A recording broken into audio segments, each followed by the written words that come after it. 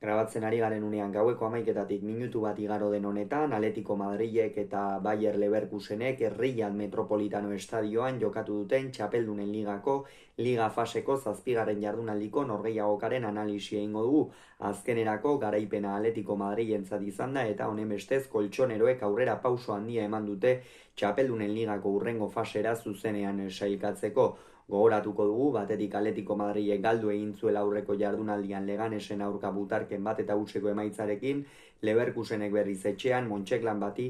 3-1 irabazi zion. 11koak errepasatuko ditugu, Txolo Simeonek 11 jokalari hauen aldeko apustua egin du azkenerako 5-4 bateko sistema batean, Jan Oblak izan da ATP-an, Giuliano jokatu du eskuinaldetik baina oso aurreratua eta askatasun handiarekin, Javi Galan izan da ezkerregaletik, honek ere askatasun handia izan du, Nahuel Molina, Jimenez eta Clement Lenglet izan dira atzealdean, baina Jimenez eta Lenglet atzealdearen erdialdean zeuden bitartean Nahuel Molinak ere eskuinaldetik sakontasuna bilatzeko askatasun handia eduki du, zelai erdian berriz De Paul eta Barrios izan dira, hegaletan apur bat aurreratuago Marcos Llorente eskuinaldetik eta Griezmann ezkerraldetik eta goian Julián Álvarez izan da. 4-2 bateko sistemarekin irten da azkenerako Xabi Alonsoren taldea, Tolosarrak 11 jokalari hauen aldeko apustua egin du, Kobar izan da ATP-an, lauko lerroa atzealdean Mukiel eskuinaldetik, Inkapie ezkerraldetik, Tapsoba eta Ta atzealdearen erdialdean, Euskarri Bikoitza osatu dute zelai erdian, Palaciosek eta Granit Xhakak, apur bat aurreratuago izan da Florian Wirtz,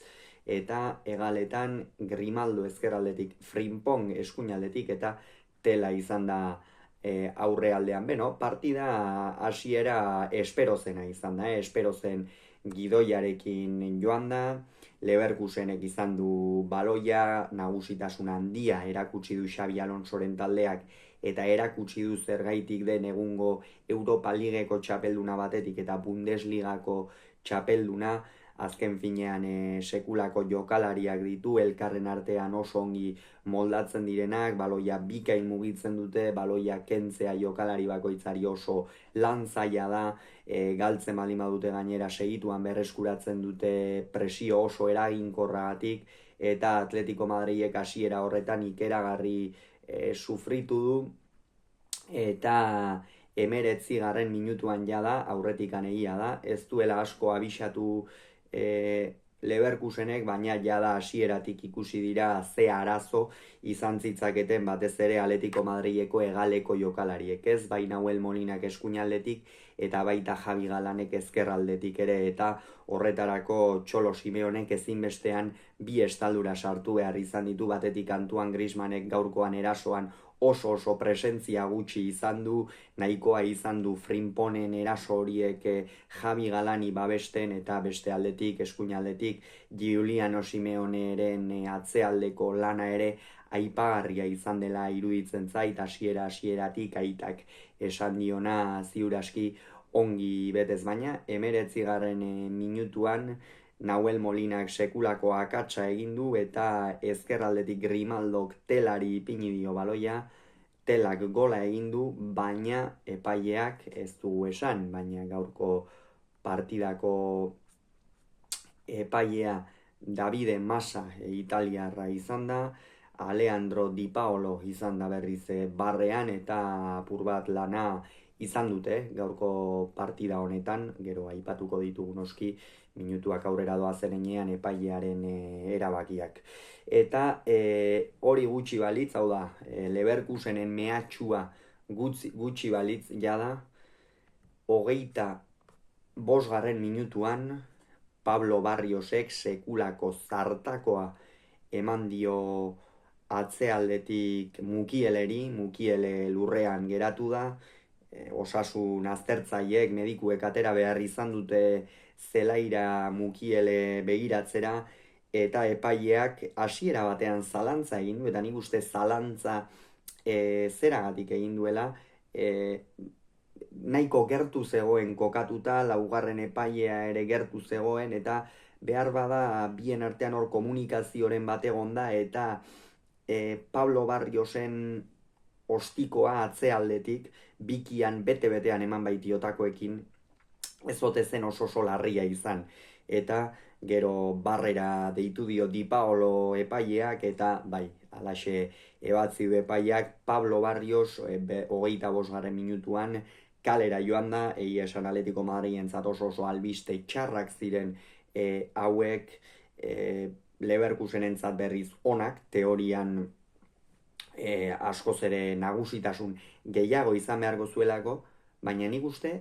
aurkakoa pasa dela. Atletico Madrilek pauso bat eman du aurrera ezer galtzeko ezpalu bezala, edo oraindik ere gogoratuko dugu markagailua utzean zegoela, baina jada Bayer Leverkusenek lehen abisua eman duela, baina esango nuke Atletico Madrilek baloiarekin presentzia gehiago izan duela, behar bada Simeonek ere horixena izan du, baloia edukiez, bazekielako azken finean Bayer Leverkusenen mehatxuak etengabekoak izango zirela, eta hor zelaierdian geratu den untzune hori betetzeko beste jokalari bat sakrifikatzea etzela komenigarria izango, eta alaxe hasi da, atzealdetikan Antoine Griezmannen bokazioa ikeragarria izan da, gaurkoan ere, eta bera jaisten zen askotan baloia jasotzera, eta apur bat esan dezakegu erasoko erreferentzia bakar moduan edo Julian Álvarez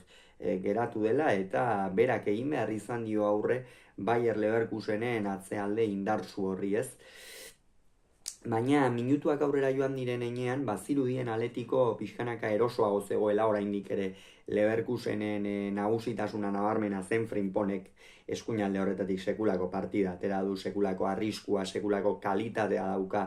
jokalari honek, zeinen erraz egiten duen izkin, eta gaurkoan Javi Galanek naiz eta partida irabazi duten amesgaiztoa baino gehiago izango du, Frimponekin inongo zalantzari gabe, eta partida edo lehen zatia amaitzea zela, hor 54. minutuan Florian Wirtzek protesta egin dio epaileari, eta txartel hori atera dio, eta 55. minutuan erabat merezitako gola egin du Leverkusenek, Mukielek baloia hartu du eskuinegalean, etzaio inor gainera joan, bigarren zutoinera jarri du Hinkapie bakarrik zegoen apur bat, Nahuel Molinak bere lehen zatia laburbildu du horrez, oso kamuk zibilida, erraz sartzen zitzaion Grimaldo, erraz sartzen zitzaion Florian Wirtz, eta erabat galduta ikusi dugu Molina, eta lehen gol hori horren seinale izan da Hinkapiek buruz oso ongi gurutzatu Jan Oblakek aurrean, eta utzeta bat bazirudien jada Leverkusenek kontrolatua izan zezakeela norgehiagoka, eta hor azken minutu horietan gainera tangana apur bat ere izan da, epaileak lana izan du, 3 txartel hori atera ditu, eta hori ere apur bat Atletico Madrilentzat positiboa izan da, ez azken finean zure beste 3 aurkarik batean minutu batean 3 txartel hori ikusi dituzte, eta horrek gero partidan zehar asko balintzatzen du, eta gero aipatuko dugu, horren adibide nabarmen bat, naiz eta azkenerako ez den gertatu, baina atxeden aldira emaitza honekin joan dira, eta bigarren zatian Atletico Madrilek aulkia mugitu du, Javi Galan kendu eta Reinildo sartu du, ikeragarri sufritzen ari zen Galan, eta gainera erasoan ere inolako arrakastari gabe, eta ikusi dugu, eta Simeonek aulkira bidaltzea erabaki du, bere ordez Reinildo irten da esan bezala, eta Reinildo partida ona jokatu du, azken finean Atletico Madrid ere atzealdean beste sendotasun bat eman dio, esango nuke jada Leverkuseni askoz ere gehiago kostatzaiola sartzea, eta hori egin batean Reinildoren meritua ere izan da. Eta Mukielek kendu du Xik sartzeko, Mukiele ere fisikoki larri ibiliko zen, baina Leverkusenek erasora joan beharra zeukan, ez 10 aurka jokatzen ari zen, eta horretarako zein hobe Patrick Schick jokalari artista hau baino. Baina, kontu, bigarren zatian Leverkusenek nagusitasuna erakutsi badu ere, ezin izan du Atletico Madrilek atzean planteatu duen lerro hori gainditzerik izan, hor Frimpong kanpotikan saiatzen zen, erdiraketen bidez ere ezkerraldetik Grimaldo, Schick, Granit Xhakak ere partida oso ona jokatu du, Palaciosek lehen zatian hobeto egin du bigarrenean baino, esango nuke pixkanaka itzaltzen joan den jokalaria izan dela, baina Mukieleren lehen zatia oso ona izan da, batez ere eskuinalde horretatik sekulako nagusitasuna erakutsi du, erasora joan denean ere berak egin duen zuzen ere goleko pasea, baina behar bada Pablo Barriosek atzetik eman dion ostiko horrengatik Xabi Alonsok apur bat aurre ikusi du edo zaindu nahi izan du Mukiele, eta horregatik atera du Patrick Schick, baina futbola nola den, baloia borobila da,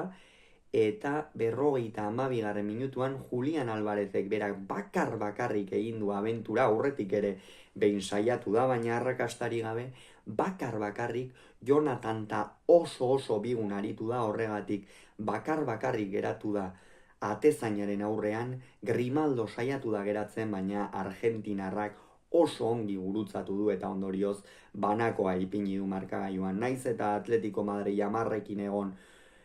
honek sekulako morala eman dio zalantzari gabe, eta hortikan aurrera gero berriz ere Leverkusenek hartu du partidaren dinamika, hor ongi mugitzen aritu dira Xabi Alonsorenak, baina ezin sakontasun hori bilatu. Oblaki ere bigarren zatian apenas egin dizkiote kilimak, eta gero 78. Minutuan Tela kendu du Hoffman sartzeko, beste aldaketa erasokor bat. Telaren partida esan ona izan da, esan nuke, naiz eta apur bat Alonsok erreferentzia moduan jarri duen, askotan ezkerralde horretara ere mugitzen zen, apur bat izkin egin eta desberdintasunak markatzeko, eta alde horretatik partida hona egin dutelak, baina jada itzalita zegoen eta Hoffman atera du beste zerbait bilatzeko da, baina Hoffman ere oso eraginkortasun gutxirekin ibili da,